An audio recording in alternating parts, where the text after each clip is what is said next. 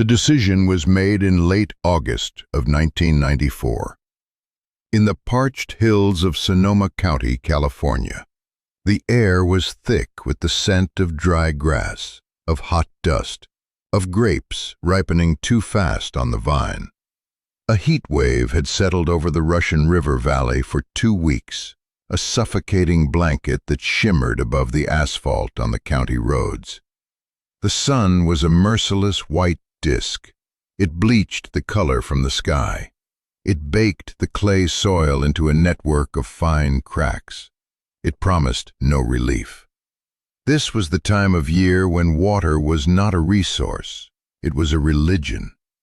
Ilara Vance was 61 years old, a widow for a decade, a farmer for all her life. She owned 72 acres of rolling land north of Healdsburg. Land her husband's family had bought with cash in 1947. Land that was now hers to manage, hers to protect.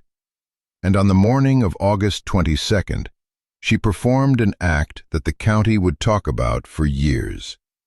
She destroyed her well, not with dynamite, not with malice, but with a checkbook and a phone call. She hired a crew from Petaluma, a company named Anderson Pump and Well, to come to her property and pull it. All of it. The truck arrived at 7 in the morning. A big International Harvester 4700 crew cab, its engine a low grumble that disturbed the morning quiet. It towed a long flatbed trailer carrying the pump hoist rig. A skeletal tower of red-painted steel, greasy with hydraulic fluid. 2 men were in the truck.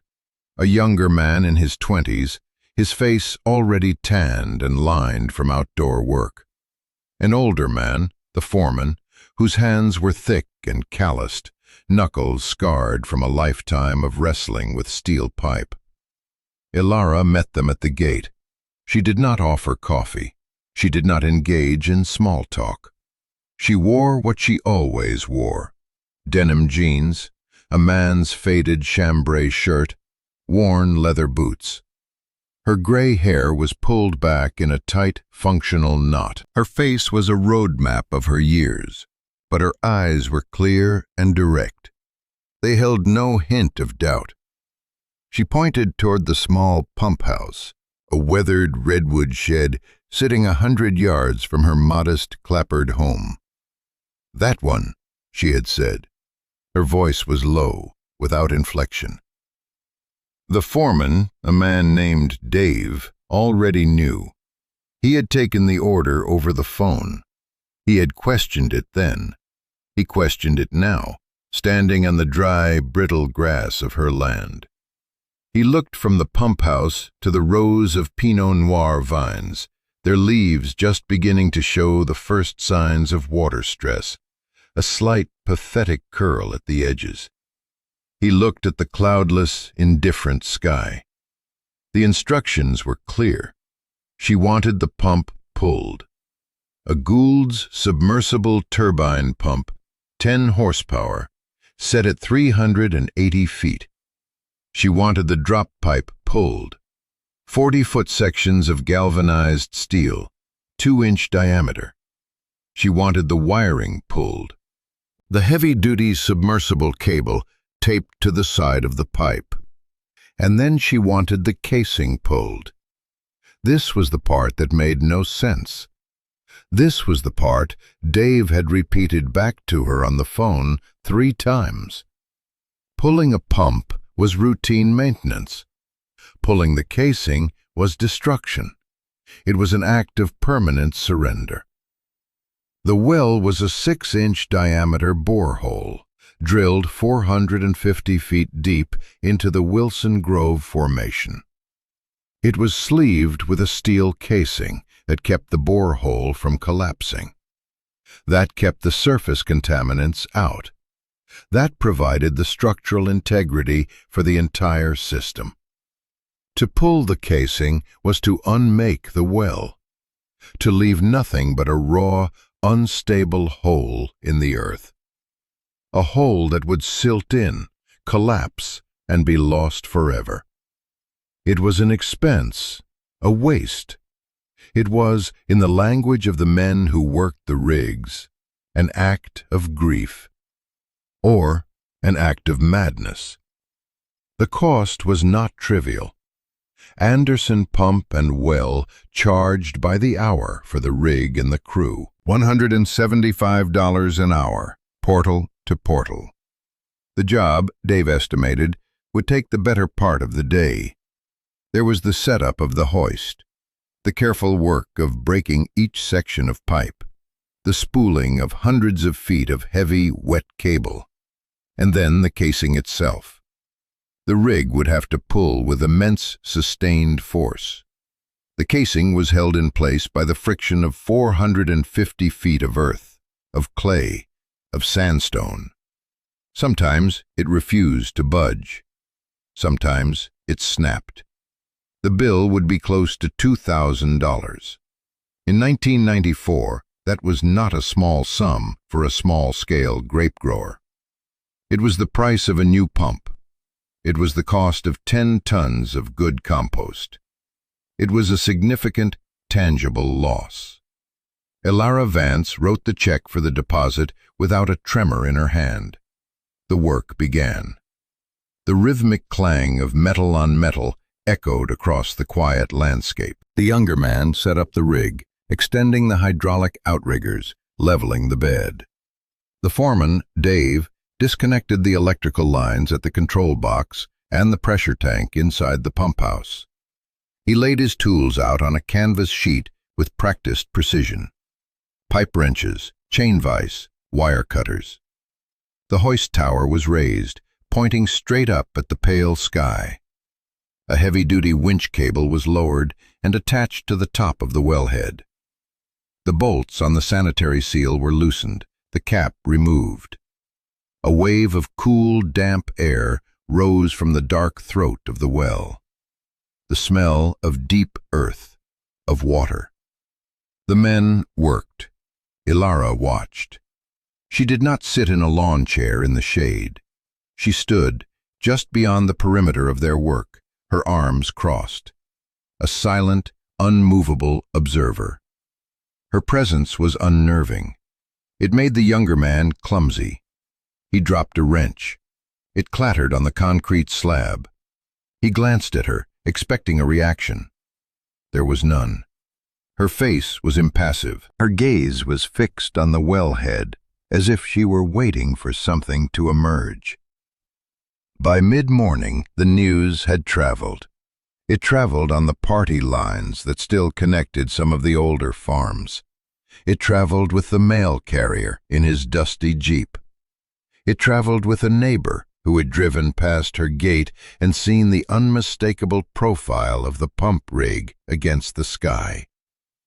At the Healdsburg Feed and Pet Supply, the men who gathered for coffee in the mornings had a word for it: folly. They sat on upturned buckets and stacks of feed bags, the air thick with the smell of molasses and grain. They knew that well. It had been drilled in the 70s, a good well, a reliable producer, 20 gallons a minute, even in the dry years. It was the lifeblood of that property. Without it, her vines would wither, her land would be worth half as much. She was giving up, selling out, or she had simply lost her mind. The consensus settled on the latter. 10 years since her husband Frank had died, a heart attack, right in the driver's seat of his tractor. Grief, they said, was a slow poison. It could curdle a person's judgment. It could make them do strange, self-destructive things. At the Dry Creek General Store, the women who came in for milk and bread spoke of it in hushed, sympathetic tones. Poor Elara. She was always a bit solitary, a bit strange. She kept to herself. She never came to the potlucks at the Grange Hall. Now this. It was a shame. A terrible, terrible shame.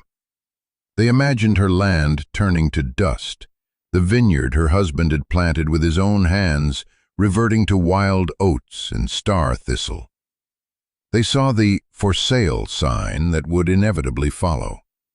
The story spread, from the tasting rooms to the church parking lots, from the mechanics' bays to the packing sheds. Elara Vance was pulling her well, destroying her farm, an act of quiet, inexplicable suicide. The logic of the community was simple. It was absolute. In Sonoma County, water was wealth. It was survival. The rain came in the winter, if it came at all. The summers were long, dry, and unforgiving. The creeks shrank to a trickle. The ponds evaporated, leaving behind cracked mudflats. The green hills of spring faded to a uniform, defeated gold. Surface water rights were a complex and contentious tapestry. The Russian River was the main artery, but its water was allocated, legislated, and fought over. The old families, the ones who had been there for a century, had senior rights. Newcomers got what was left, if anything was left. One of those old families was the Thorns. Arthur Thorne owned the lumber mill downstream from Elara's property. The mill had been in his family since 1921. It sat on the banks of a tributary creek, and with it came some of the most powerful water rights in the county. Senior riparian rights. He had the legal right to take a certain amount of water from the creek before anyone else. And he did. His mill was thirsty. It used water to cool the massive bandsaws, to wash the logs, to suppress the dust. But the creek was not enough, not in a dry year.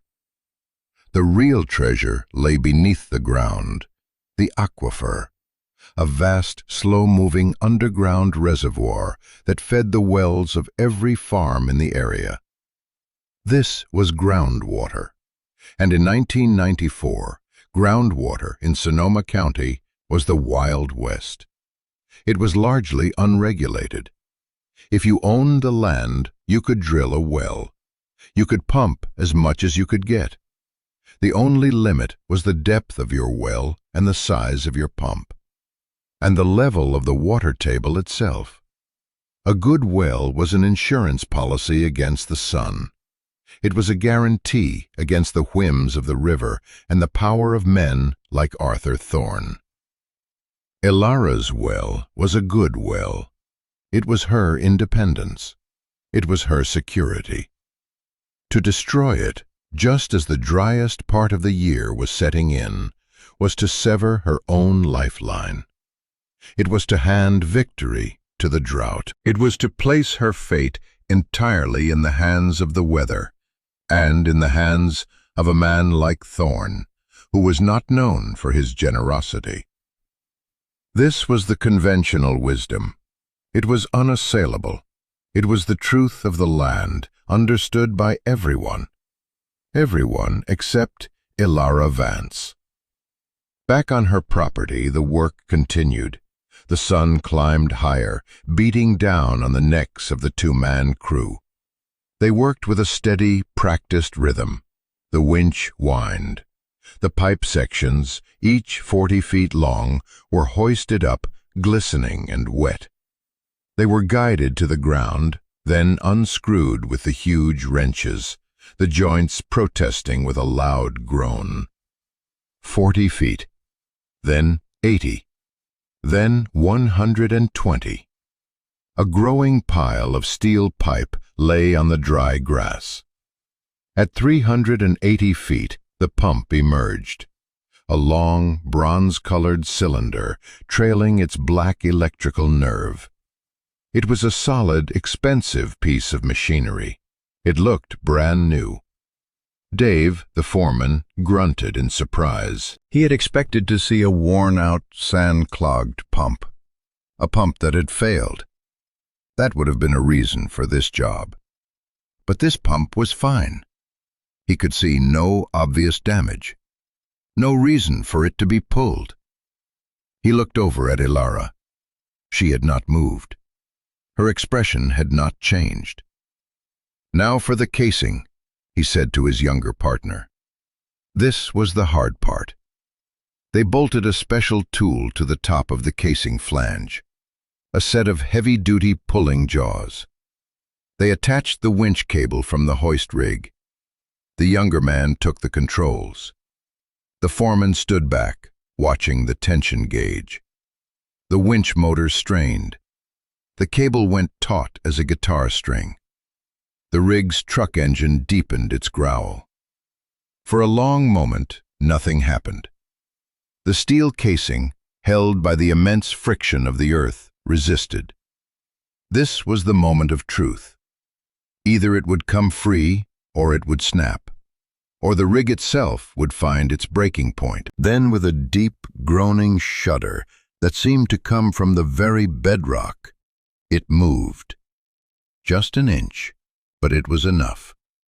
Slowly, painstakingly, they began to pull the casing. It came up in 20-foot sections, which had to be cut with a torch. The process was loud, dirty, and slow. The smell of hot metal and ozone filled the air. Each section, stained with the colors of the subterranean strata it had passed through, rust-red clay, gray sandstone, dark, damp earth, was lifted and laid aside. A new pile began to grow, a pile of ruin. By 4 o'clock in the afternoon it was done. 450 feet of steel casing lay in sections on the ground. The pump, the pipe, the wire, all of it pulled from the earth. All that remained was a raw, dark hole, 6 inches in diameter, disappearing into the depths. A void. The foreman, Dave, walked over to Ilara. He wiped his greasy hands on a rag. "That's it, ma'am. It's all out." He waited. He expected some explanation now, some flicker of emotion. Regret, relief, something. Ilara Vance walked to the edge of the hole. She peered down into the darkness. She seemed to be listening. Then she nodded once. "Thank you," she said. She walked back to her small house, retrieved her checkbook, and paid the final amount, $2,150. She did not ask for a discount. She did not question the hours. The crew packed up their tools. They loaded the sections of casing and pipe onto their trailer. It was part of the service, hauling away the scrap. As they worked, the younger man noticed something odd. Ilara had asked them to leave one specific section of the casing, a 20-foot length from about halfway down the well, a piece that had been at a depth of around 210 feet. It was just a simple piece of steel tube, like all the others. He saw no reason for it, but he left it, as instructed, lying by the side of the now defunct pump house. As their truck rumbled away down her long dirt driveway, Dave looked back in his side mirror. He saw Ilara Vance standing alone by the open hole, a small, solitary figure against a vast, thirsty landscape. He shook his head. He had been pulling wells for 30 years. He had seen people do strange things, but he had never seen anything like this. Never. That night, the heat did not break. The dry north wind picked up, a harbinger of fire season. It rustled the dying leaves of the oaks. It carried the scent of dust and decay. The passage of time began. 6 weeks passed. September gave way to October. The harvest season was frantic and desperate. The grapes were small, the sugars concentrated by the lack of water. Yields were down across the valley. People's wells were struggling. Pumps that had never failed before began to sputter, drawing air. The water table was dropping. You could hear the anxiety in people's voices. You could see it in the way they looked at the sky, searching for clouds that never came. Elara's vines suffered. The leaves turned yellow, then brown. They crisped and fell, leaving the stunted grape clusters exposed to the brutal sun. Her neighbors watched, a mixture of pity and a grim, self-satisfied certainty playing on their faces. They had been right. It was madness. She was losing her crop. She was losing her farm. She did nothing. She did not try to truck in water, an expensive and futile gesture. She did not drill a new well. She simply watched her vineyard die. She spent her days engaged in a new, equally baffling activity. With a spade and a wheelbarrow, she began to dig a trench. It started at the raw, open hole of her former well. She dug by hand, a few feet each day. The trench was narrow, only a foot wide, but it was deep, 3 feet deep. It snaked away from the well, heading not toward her house, not toward her fields, but directly east, straight toward the property line she shared with Arthur Thorne. The digging was slow, arduous work. The ground was like concrete. Each shovelful was a battle. Still, she persisted. Day after day, under the hot autumn sun, the trench grew longer. 10 feet, 20 feet, 50 feet. The talk in town shifted. Her madness had taken a new form. Now she was digging. For what? A new pipeline? With no water to put in it? Was she burying something? Or just digging for the sake of digging? An expression of her grief carved into the unyielding earth. Arthur Thorne heard the rumors. He even saw her once, from the ridge on his property that overlooked her land. A small figure, methodically working. He laughed. The old woman had finally snapped. He felt a sense of vindication. She had always been a thorn in his side, quietly defiant, refusing to sell him the parcel of her land he wanted for expansion.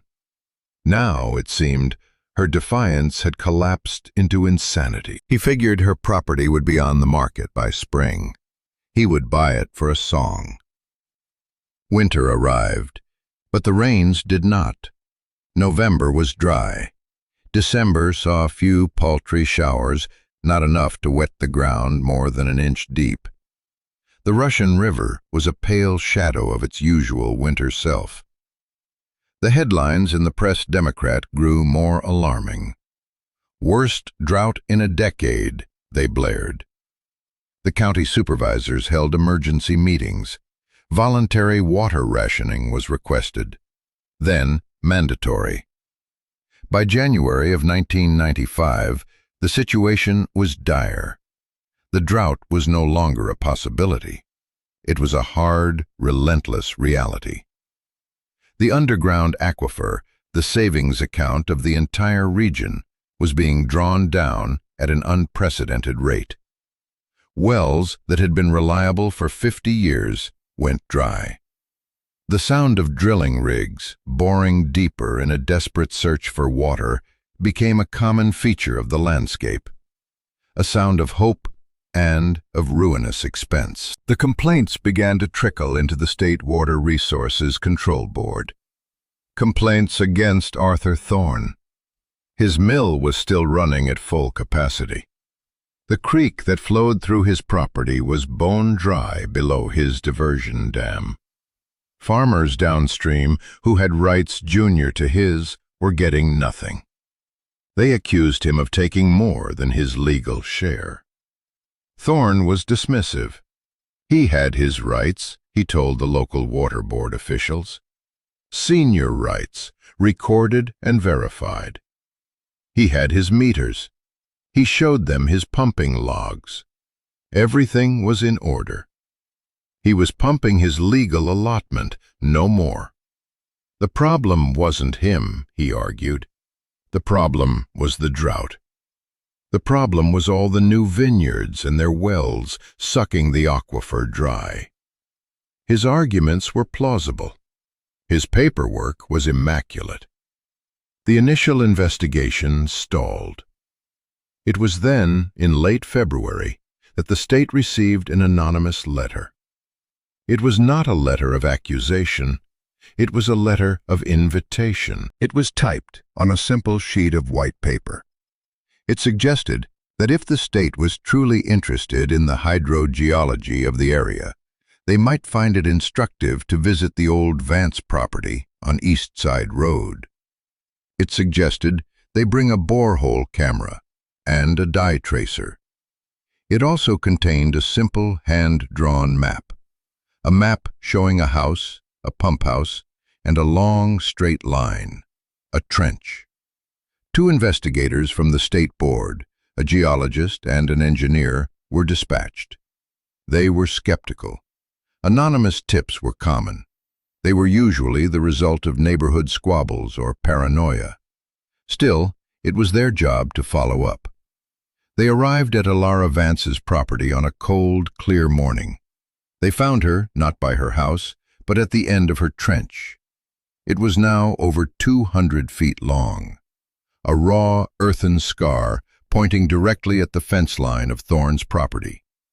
She did not seem surprised to see them. She simply straightened up from her digging, her hands on the handle of her spade, and waited.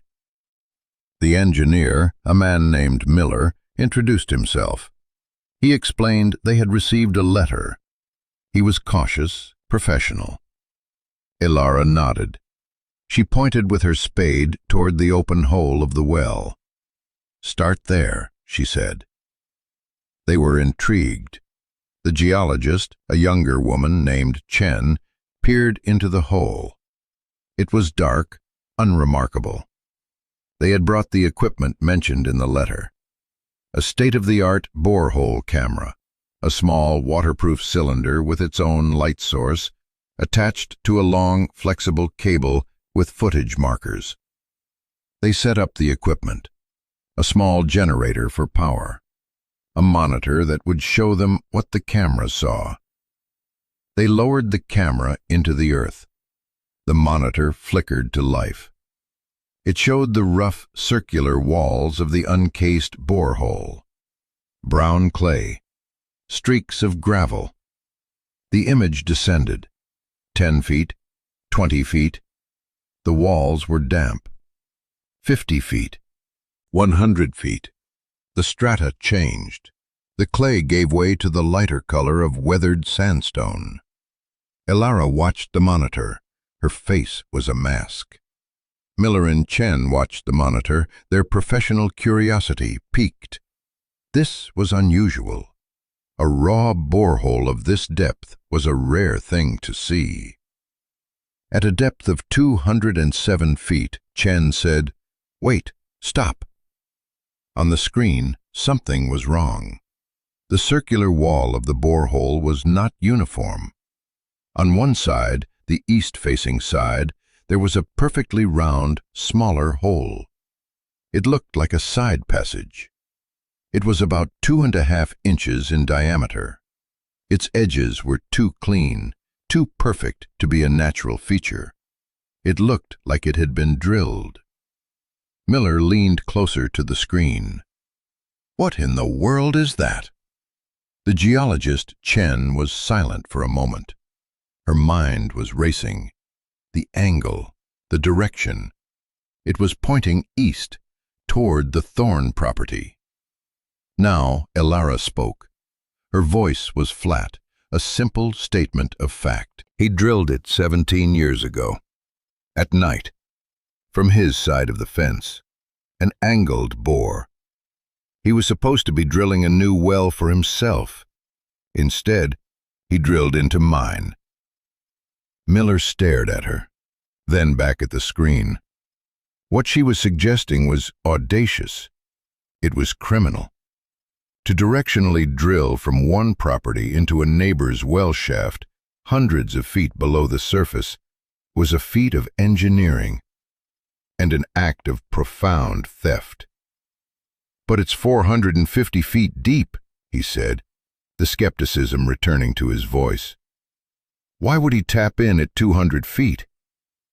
"Static water level," Ilara said. "It used to be at 180 feet. He drilled in just below it. My pump was at 380. His was at 200. Whenever my pump was off, his could pull water from my column. Whenever the water table was high, it fed his well directly from my aquifer access. He was stealing my reserve. He was stealing my pressure." The two investigators were stunned into silence. The audacity of the scheme was one thing. The patience of this woman was another. She had known. She had known for years. "How did you know?" Chen asked, her voice full of awe. Ilara did not answer directly. Instead, she walked over to the single 20-foot section of well casing that she had asked the crew to leave behind. She pointed to it. The evidence was there. It was faint, almost invisible, but it was there.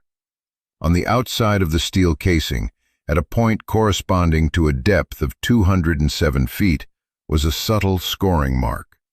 A faint, circular abrasion, as if another piece of metal had been rubbing against it for a very long time. And near that mark, a tiny, almost microscopic hole had been worn through the steel. A pinhole. For 17 years, she explained, her electricity bills had been just a little too high. Her pump seemed to cycle on just a little too often, even when she wasn't irrigating. Her water pressure would sometimes drop for no reason. Small things.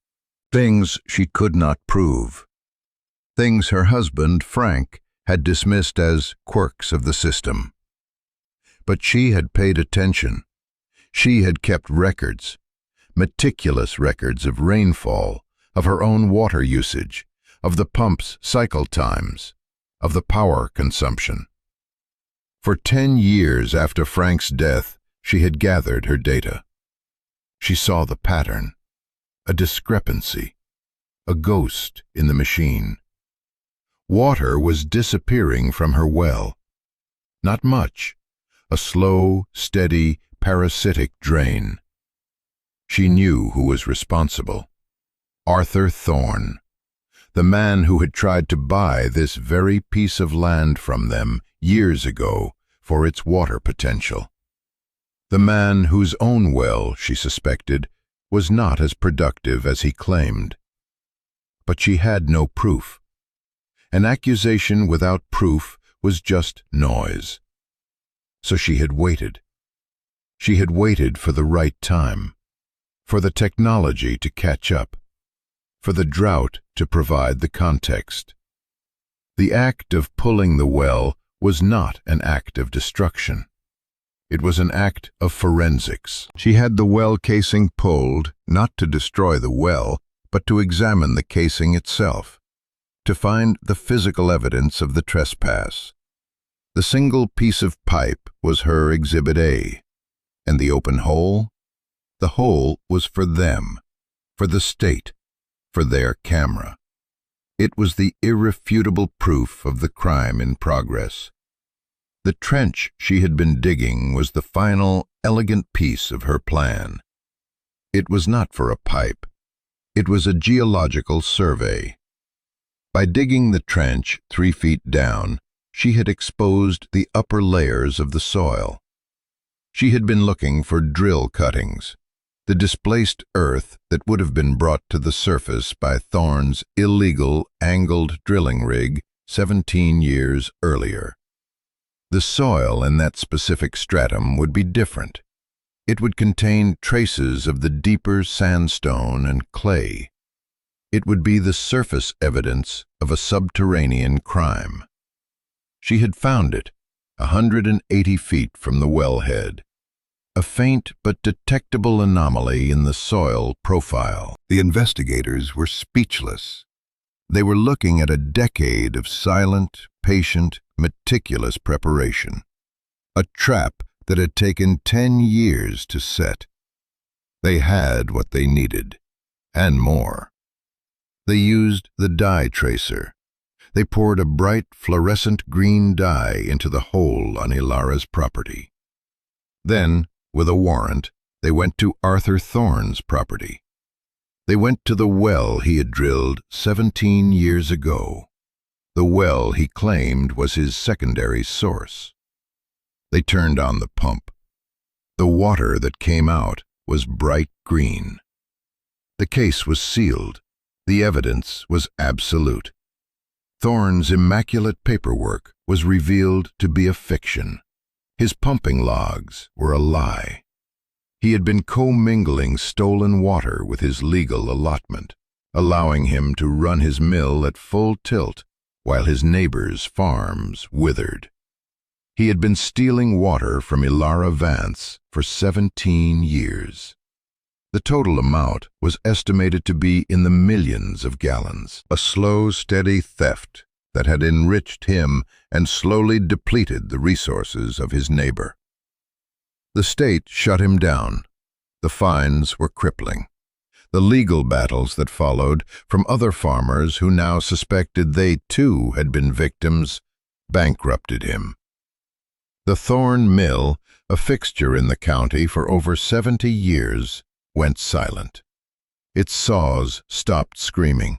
Its gates were chained shut. The senior water rights were sold off to a consortium of local farmers. The story of what Ilara Vance had done spread through the county, but this time it was not a story of madness.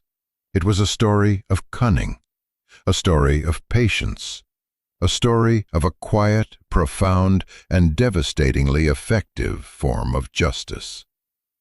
The men at the feed store spoke of her with a new respect, a grudging awe. The women at the general store saw her not as a victim, but as a giant slayer. Ilara herself remained unchanged. She filled in the trench. She had the old violated well properly decommissioned and sealed with concrete as required by law. She did not replant her vineyard right away. She let the land lie fallow for a year, letting the winter rains, which finally returned, replenish the soil. She had won. She had been vindicated. Her single, counterintuitive act, born of a decade of quiet observation and meticulous record-keeping, had rewritten the balance of power in her small corner of the world. It was a victory achieved not with lawyers or with anger, but with a spade, a receipt book, and an unshakable belief in the evidence she had so patiently gathered. She had listened to the land. She had listened to her machinery, and she had heard a truth that no one else could. To truly understand how a woman armed with such simple tools could dismantle a 17-year deception, you have to look closer. You have to understand the ground beneath her feet, the nature of the water that flows through it, and the character of the woman who learned to read its secrets. Let me show you what she knew.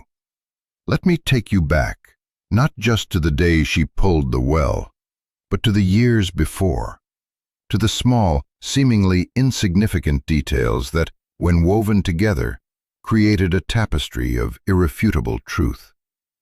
The story begins not with the clang of steel, but with the faint, almost imperceptible hum of an electric meter, and the quiet scratch of a pen in a ledger, late at night, in a silent farmhouse in the hills of Sonoma County. It started with the numbers. The ledger was a simple one, a standard columnar pad, the kind you could buy at any office supply store. Green paper, faded lines. On the left, she wrote the date. In the columns to the right, she recorded the data. The first column was rainfall, measured in a simple plastic gauge she had mounted on a fence post. The second column was her irrigation schedule, hours pumped. The third column, the most important one, was the reading from the electric meter on the side of her pump house. She recorded it daily at sunset. Kilowatt hours. Frank had laughed at her, affectionately, but he had laughed. He was a man who farmed by feel, by the look of the sky, the feel of the soil. He didn't need numbers to tell him when the vines were thirsty. But Ilara was different. Her father had been a watchmaker.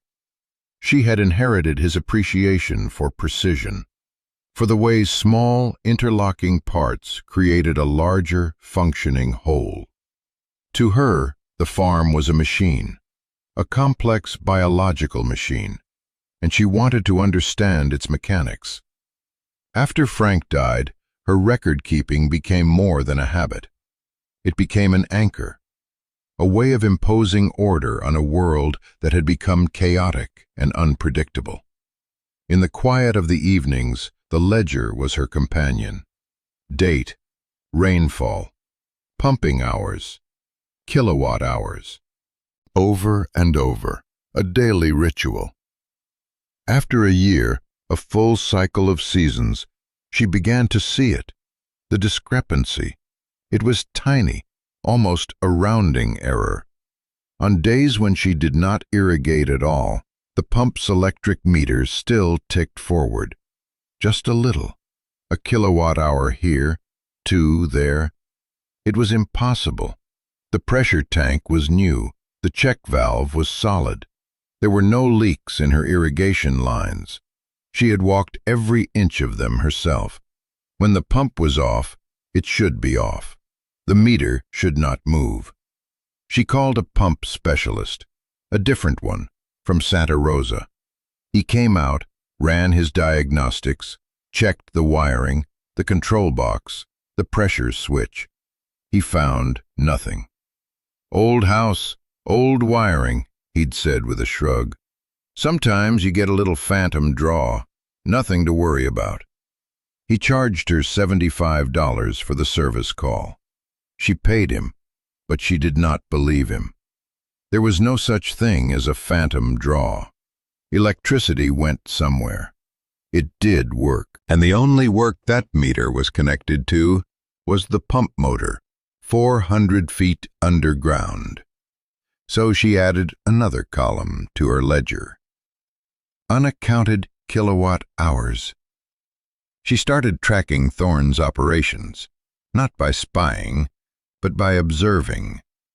From her kitchen window, she had a clear view of the plume of steam and dust that rose from his mill when it was running.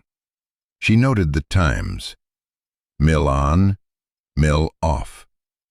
She began to see a correlation, a faint one, but it was there. The days her phantom draw was highest were often days when Thorne's mill was running, but the creek was low. Days when he would be most reliant on his own well. This was the beginning of the theory, the first fragile strand of the web she would spend the next 9 years weaving. She needed to understand the weapon, the well itself. She found the original paperwork from the drilling in 1976, a company long out of business. The driller's log was attached. It was a geological diary of the hole. 0 to 20 feet, topsoil and clay. 20 to 90 feet, brown clay with gravel streaks. 90 to 250 feet, Wilson Grove Formation, fine-grained sandstone, water-bearing. 250 to 450 feet, Franciscan Complex, shale and bedrock. The main aquifer, the sweet spot, was the sandstone layer. Her well was a straw stuck into that sandstone. Thorne's property was also on top of that formation. His well would be a straw in the same glass. If he had drilled into her well shaft, he had given himself 2 straws. She began to study hydrogeology. She went to the library. She checked out textbooks. She learned about cones of depression, about static water levels, about drawdown and recovery rates. She learned the language of the enemy. She learned that when a high-capacity pump turns on, it creates a cone-shaped dip in the water table around it. If two wells are close enough, their cones of depression can interfere with each other. One can literally pull water from the other. But Thorne wasn't just interfering. Her theory was more sinister. He had created a direct physical connection, a secret aqueduct, a subterranean act of piracy. She needed more data. She needed to know the exact depth of her water level. She couldn't afford to have a well specialist come out every week. So she built her own tool, a simple, elegant device. It was a small, sealed plastic bottle, weighted with a few bolts. She attached a small, battery-powered buzzer to it, the kind from a smoke alarm. She wired it so that the circuit would only complete when a metal probe on the bottom of the bottle touched another probe on the side. A drop of water connecting the two would close the circuit and make the buzzer sound. She bought a reel of marked fishing line.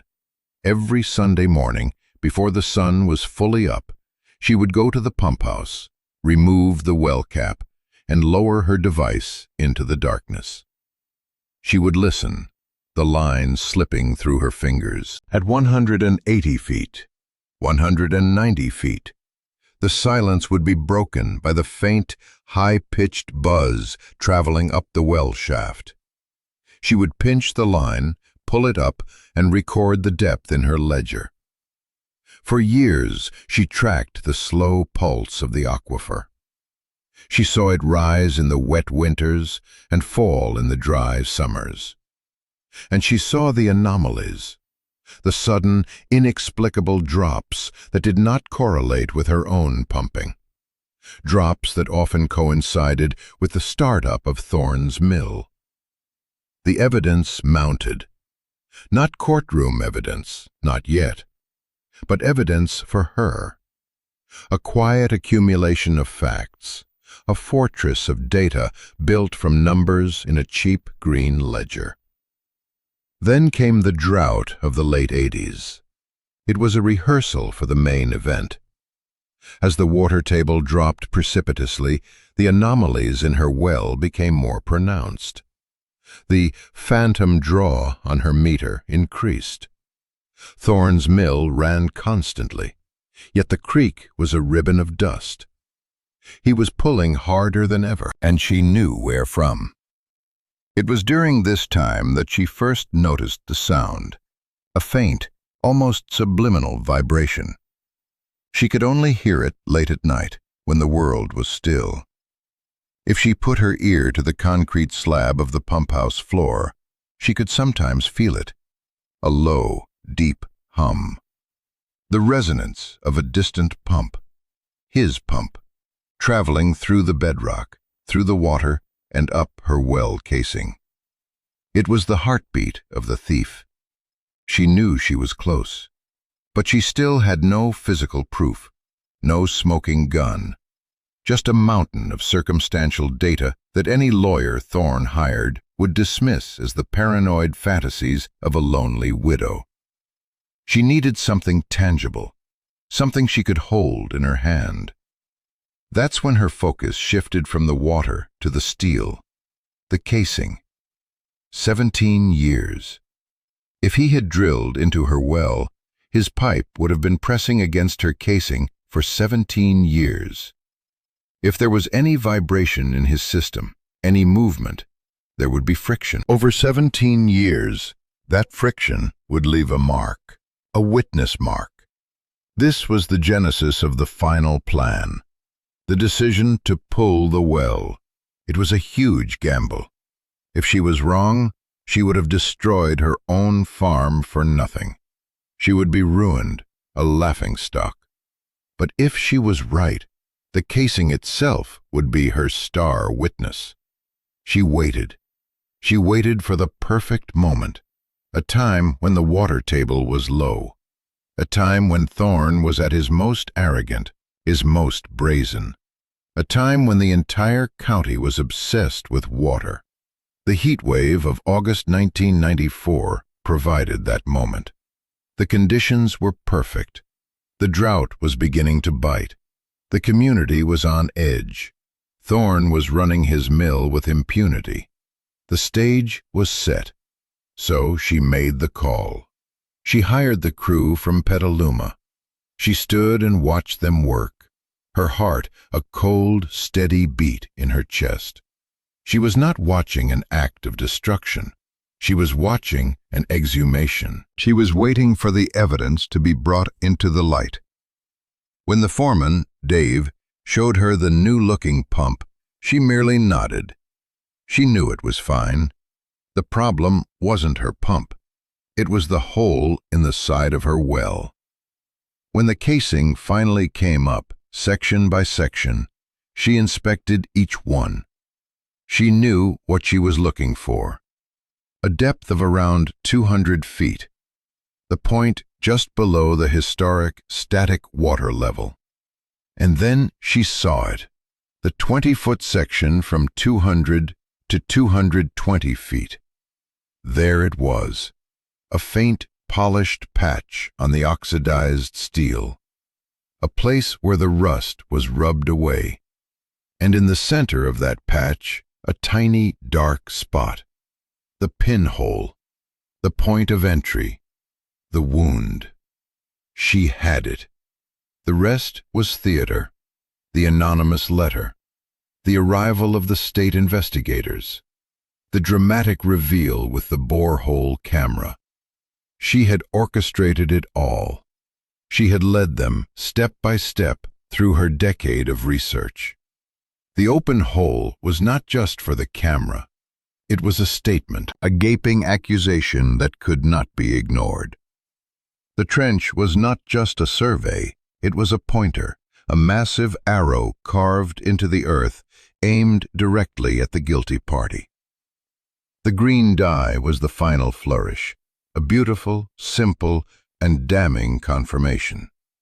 In the end, Arthur Thorne was not defeated by a government agency. He was not defeated by a lawsuit. He was defeated by a woman's patience. He was defeated by a cheap ledger and a homemade water sensor. He was defeated by the relentless accumulation of small, undeniable facts. Ilara Vance never gloated. She never spoke of it in town. When the stories were told, she was not the one telling them. She simply went back to her land. A year later, she hired a new drilling company. They drilled a new well for her, 100 yards away from the old one. Deeper this time. She specified the materials herself. Stainless steel casing, a variable speed pump. She logged its performance in a new ledger. Her vines grew back, stronger than before. The land, having rested, was fertile. Her small harvest of Pinot Noir became sought after by a small, discerning winery in the valley. They paid a premium for her grapes. They said you could taste the resilience in them. She lived on that land for another 20 years, a quiet, solitary figure. The story of what she did became a piece of local folklore, a cautionary tale about underestimating the quiet ones, a story about water, about theft, and about a particular kind of justice that can only be found deep in the earth, a justice that is slow, patient, and absolute. The details of her methodology became legendary. The way she had used the electricity meter as a polygraph. The way she had mapped the aquifer with a buzzer in a bottle. The way she had turned her own property into a life-sized forensic model of the crime. These were the elements that captured the imagination. It was the ingenuity of it, the sheer, stubborn intelligence. Her neighbors, who had once pitied her, now looked at her with a kind of reverence. They would see her driving her old Ford truck into town, and they would nod. A nod that acknowledged a different kind of power. Not the power of money or legal rights, like Thorne had, but the power of knowing, the power of paying attention. The foreman of the well-pulling crew, Dave, would tell the story for the rest of his career. He would tell it to new hands, to skeptical clients. He would describe the impassive woman watching them destroy her own livelihood. And he would describe the moment, years later, when he finally understood what he had been a part of. Not an act of madness, but an act of brilliance. An act of war, fought with wrenches and a hoist rig. He always ended the story the same way. "She knew," he would say, shaking his head. "All that time, she knew. We thought we were tearing her farm down, but we were building her courthouse." The single section of casing, the one with the witness mark, was never thrown away.